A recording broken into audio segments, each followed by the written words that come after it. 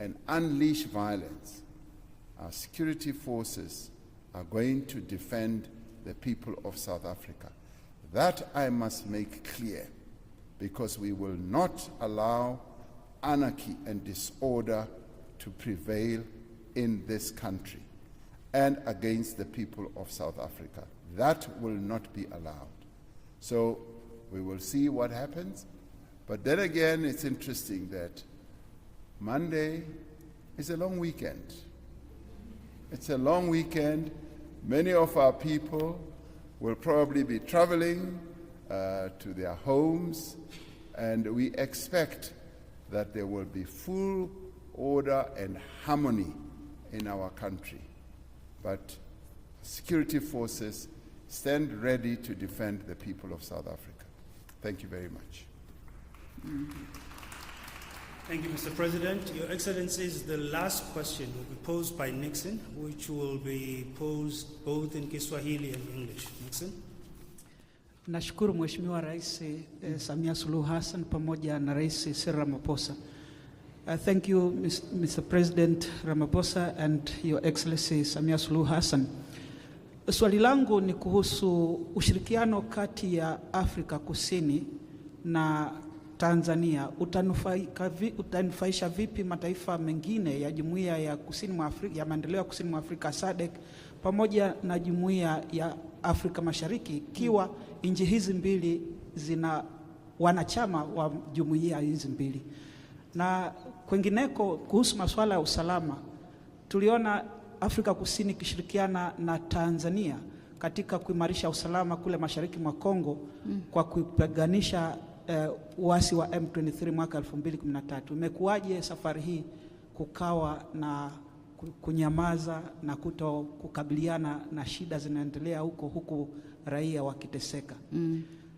Mr. President and Your Excellency Samia Suluhu Hassan, we saw the intervention of South Africa and Tanzania in the conflict in the DRC in 2013, when both forces combined under the SADC missions there through the Force Intervention Brigade to deal with the M23. What has happened this time, whereas the very same rebel group is causing mayhem in one of your members, both member of the East African Community as well as the Southern African Development Community? Thank you. Natoka idhaa Kiswahili ya Channel Africa, ni redio ya kimataifa ya shirika la utangazaji la SABC. I'm from Channel Africa, the international radio station of the South African Broadcasting Corporation, SABC. Thank you. Asante.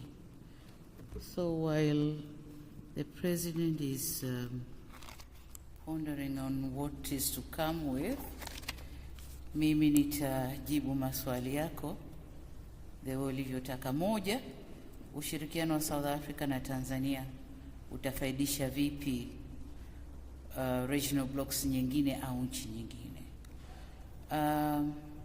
Tumezungumza mambo ya trade and investment, ambayo kukua kwake, biashara ikikua, uzalishaji ukikua, bila shaka tunahitaji masoko.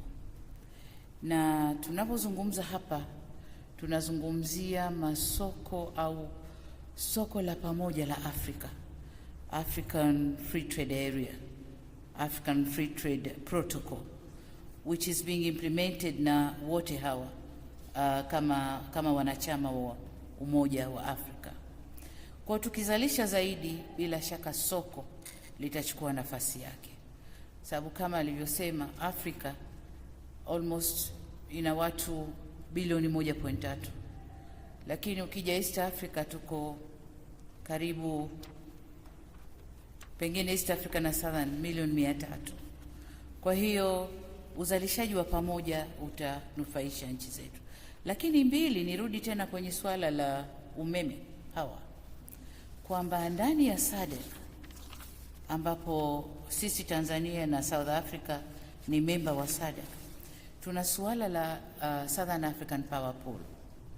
Na tulipokuwa kupitia SADC tulikuja na hiyo strategic plan ya generation ya power kwa nchi zote za Afrika, na wote tuweke kwenye power pool ili tuweze kushare tuuziane sisi wenyewe.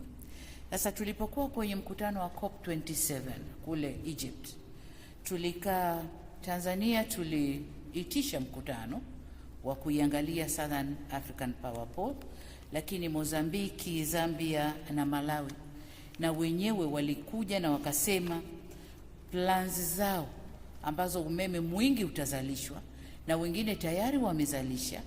Tulichoacha kufanya ni interconnection among the countries. So if we interconnect among the countries, tutaweza kuuziana umeme.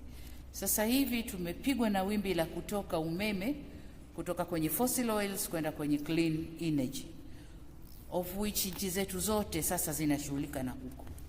Kwa mfano Tanzania, sasa hivi tunakamilisha bwawa kubwa la umeme ambalo litazalisha almost megawatts 2115. Hiyo ni kubwa. Lakini tuna mabwawa mengine madogo, vyanzo vingine vidogo hydro, ambavyo vitaweza kuleta kama 522 megawatts. Sasa tunadhani mpaka ikifika 2025 we'll be having around 7000 megawatts za umeme.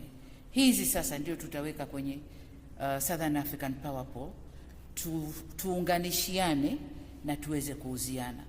Kwa hiyo uhusiano huo pia unakwenda. Tutakapokuwa na umeme wa kutosha, uzalishaji utapanda, usalama wa nchi zetu utakuwa mzuri, mambo mengi yatakuwa yamekaa vizuri.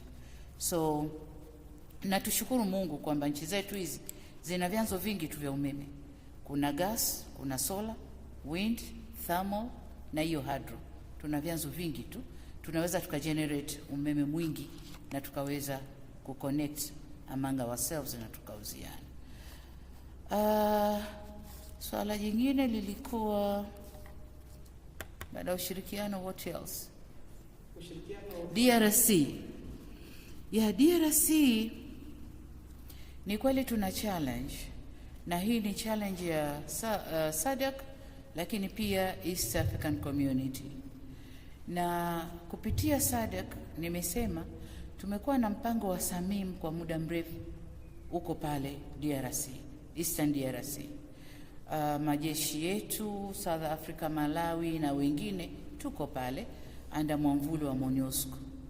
Sasa kwa sababu tuko under mwamvuli wa MONUSCO, operations zetu lazima zifuate anayetuongoza na anayefinance hiyo program.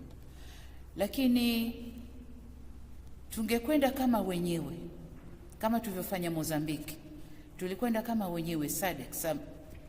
Mozambiki ndio Samim, kule ni MONUSCO na FIB. Tungekwenda kama Samim kama tulivyokwenda Mozambiki. Operations zetu tunaziendesha sisi wenyewe, tungekuwa tunazungumza mambo mengine.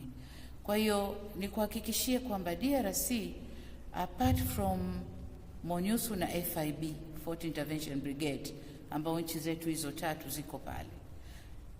East Africa pia wamepeleka majeshi wako pale, ambao kazi yao ni peacekeeping hivyo.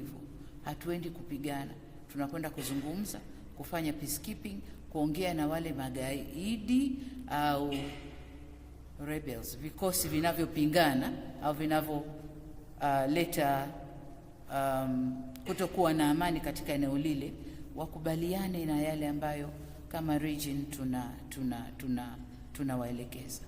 Tulifanikiwa under East Africa kuwatoa M23 kwenye eneo moja kuwaweka kwengine, lakini kule ndani kuna vikosi vingi, wakachokozana huko, zikawashwa tena. Lakini kwa kweli kama East Africa tuna mpango kabambi wa kufanya eneo lile libaki salama. Kwa hiyo hatujafumba macho, kupitia SADC, kupitia East Africa, wote tuko DRC kuhakikisha eneo lile linabaki salama. Kwa nini libaki salama? Kwa sababu ni eneo muhimu sana kwa uchumi wa nchi zetu. Kwa mfano Tanzania tunajenga reli ile ya kisasa, na reli ile tunataka itoke Tanzania ipite Kigoma, ipite Burundi, iende DRC.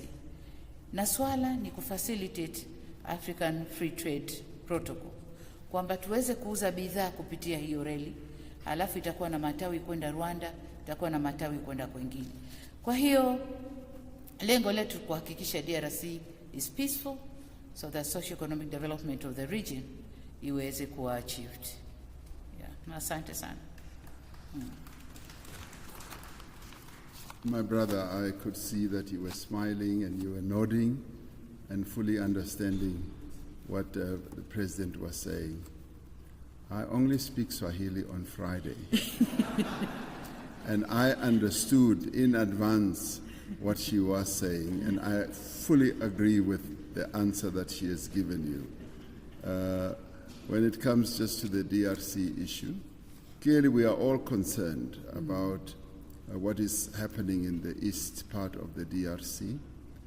We recently discussed it at the AU summit, and as South Africa we chaired the Peace and Security meeting, and there was an agreement that was reached there that there should be a cessation of hostilities, and all forces, be it M23, ADF, and all the others, should immediately desist from whatever military operations that they were involved in, and the East African force should move in and stabilize the situation. And of course, the FIB is also there, as you've heard from the President. And we are grateful that we've been working and cooperating with Tanzania over many years. And we were able, as you correctly said, to push the M23 out. They have re-emerged, and they are causing havoc and mayhem amongst people. I heard recently, a few days ago, they killed up to 29 people, or 19 people. And so that has to be stopped. Peace has to be restored in the eastern DRC. And the AU has taken decisions in this regard. And the force that will be deployed will be well funded as well, so that it can go and install the peace that we want to see in that part of the world. As for us, as South Africa, and indeed Tanzania as well, we will continue with our peace mission and effort under the FIB, because we are peacemakers and peace builders. So we will continue with that whole process. Thank you very much. Thank you very much, Your Excellencies. We've now reached the end of this media briefing, and Your Excellencies may take leave of us. Thank you. Thank you.